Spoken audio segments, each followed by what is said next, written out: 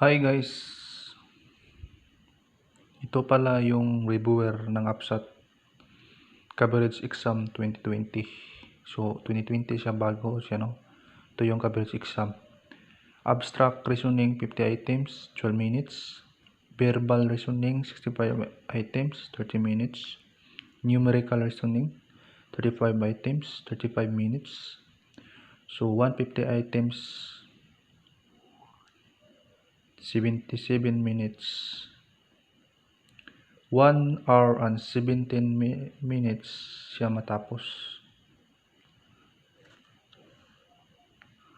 So sa nagtanong kung ano ang tips sa exam sa APSAT, ay kailangan prepare ka sa iyong sarili para di ka ma-blacklisted. Kailangan maipasa mo ang exam sa APSAT. Huwag kabahan during actual exam. Focus your papers. Kasi iiba kayo ng chairs doon sa upuan. And iba kayo ng seat by seat, seat A, seat B. So,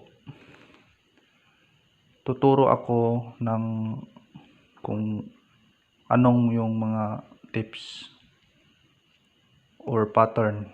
So, abstract reasoning pattern tayo. So, ang abstract reasoning, 50 items yan, no? 15 minutes. Ito yung dapat tandaan mo. Bilang ng objects, black whites, pattern, and orientations. So, bilang ng object, no? So, ito yung abstract reasoning. Abstract reasoning. So, ano ba ang bilang ng objects? At ano yung black whites and pattern? So, ito yung reviewer 2021 or 2020. Depende. Kailangan may pasan nyo. So, ang passing score pala ay 60. Depende sa Form A, Form B ba? Depende sa kanila yun sa taas. So, ito yung reviewer ng APSAT. Abstract dito ay abstract. So, pakita ko pala yung eskwela ko. Yan.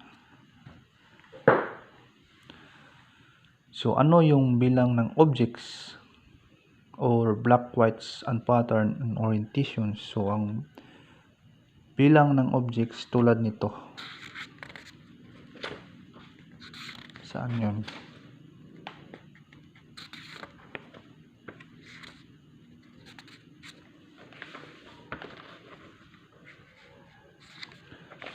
Bilang ng object. So, dito yun. Bilang ng object.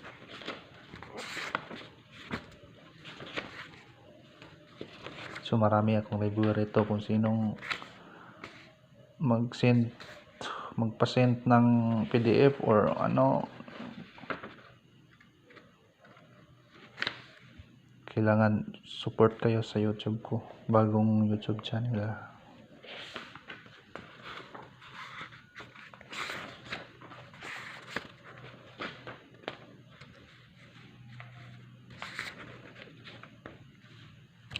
So, ito yung bilang ng objects. Turo ko sa iyo. Packets, letter B ang sagot. Kasi, magbilang ka sa square. Ang bilog nito ay 1 lang. So, dito tayo sa square. 1, 2, 3, 4, 5, 6, 7, 8 ang 1. Yung bilog. Isa lang ang bilang. 1, 2, 3, 4, 5, 6, 6 yan, no? 1, 2, 3, 4, 4, 5, 6, 7, 1, 2, 3, 4, 5, 7, 8, 9. 9 rin siya. 1, 2, 3, 4, 1, 2, 3, 4, 8, 9, plus 1, 9. 1, 2, 3, 4, 1, 2, 3, 7, 8, 9. So, ano yung naiba sa kanila? So, letter B. Kasi 6 lang yung bilang niya. 1, 2, 3, 4 ang yung bilog, 1 lang. 2, 3, 4, 5, 6. So, ang naiba sa kanila, si letter B, yung sagot. So, ano yung pattern? Pattern, no? Ang pattern, tulad nito.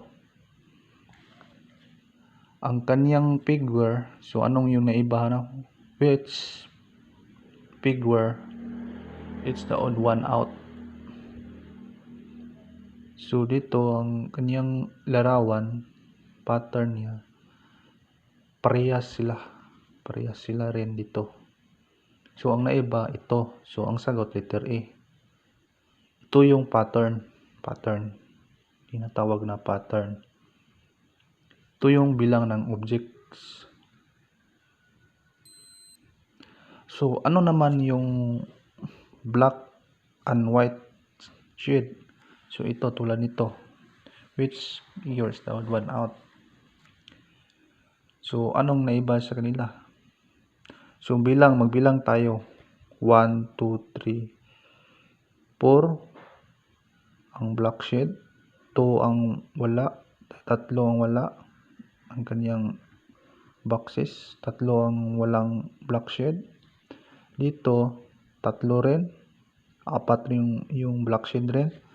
So, pareha rin dito. Pareha rin dito.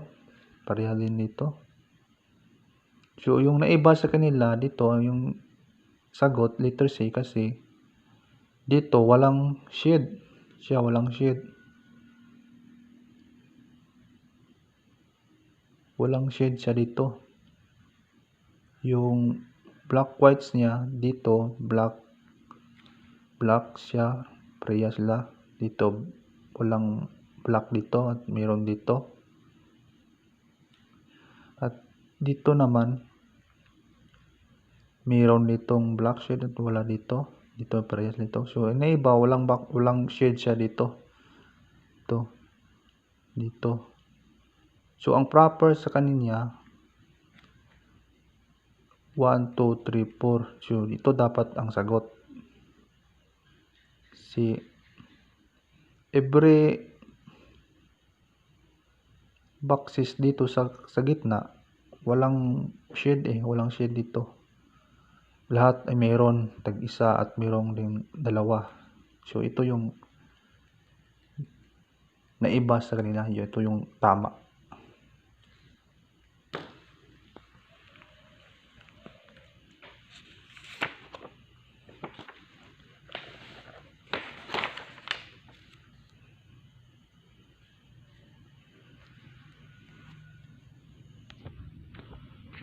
So, tandaan nyo, bilang ng objects sa abstract reasoning, black, whites, pattern, orientations.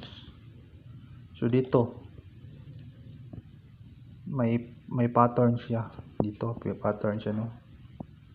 Which figure completes the statement? Anong kompletong pahayag? Aling anong kompletong pahayag? Dito,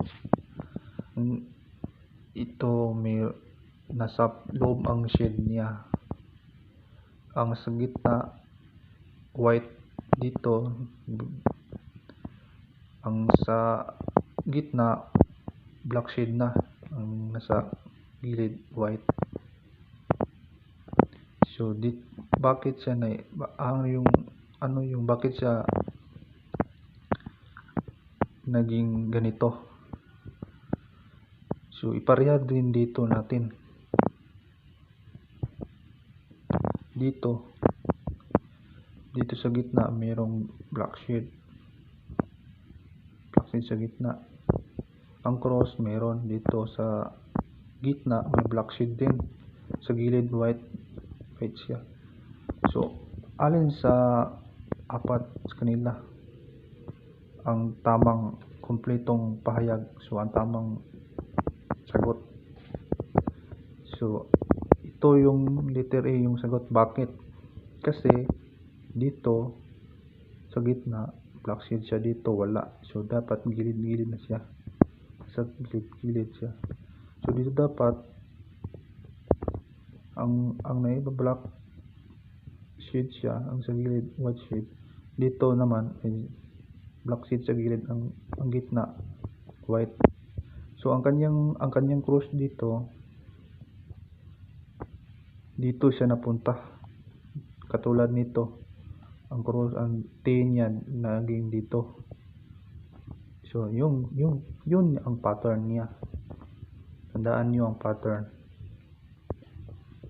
So dito naman, which kompleto na pahayag. So dito bilangin yung boxes. Bilang ng objects tayo dito. 1, 2, 3, 4, 5, 6 boxes. Pareha rin 6 boxes. Pareha rin 6 boxes. So wala siya, hindi siya bilang ng objects. So doon tayo sa black whites. 1, 2, 3, 1, 2, 3, 1, 2, 3, pareha rin sila. Wala sa black whites.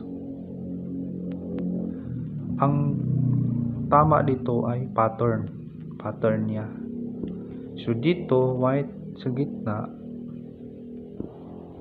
walang shade. Dito meron siya. Yan ang connect niya, connection. So dito naman, ang alin sa tamang sagot, bakit letter C? Kasi dito walang shade yung dalawang boxes, dito meron. So ipareha sa natin sa kanya. Ito naging stand, dito naging tagilid. So dito ang answer, naging tagilid yung black shades niya. Yun ang letter C, yun ang tamang sagot, letter C. Madali lang siyang maintindihan pag alam mo yung bilang ng objects and black whites, patterns and orientations. So dito siya pattern.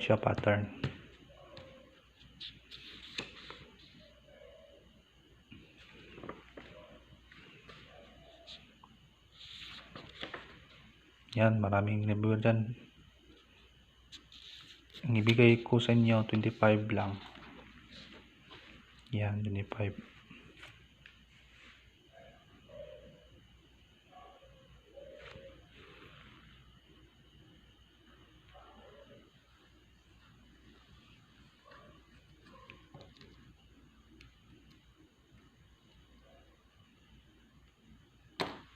So tandaan lang, no, bilang ng objects, black whites and pattern orientations.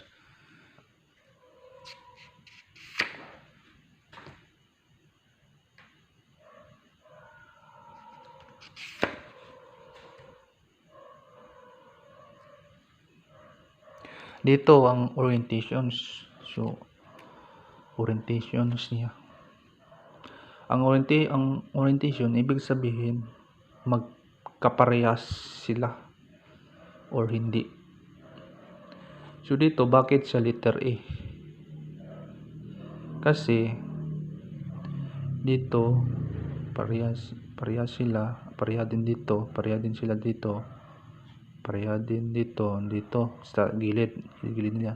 Dito pareha sila, pareha din dito, pareha din dito, pareha din dito. So dito parehas siya, pareha din dito. So bakit letter A siya?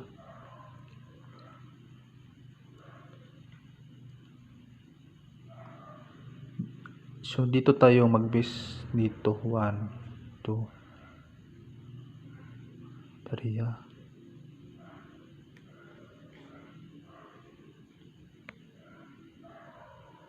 Black shades siya, black shades.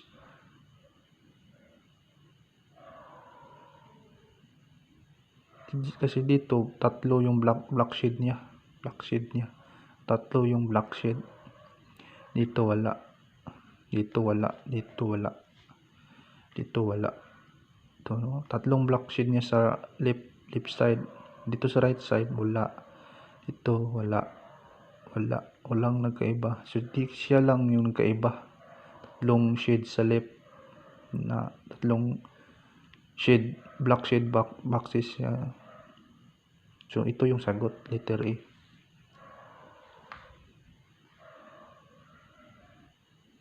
Yan yung orientations at maraming salamat. Support my channel. Subscribes.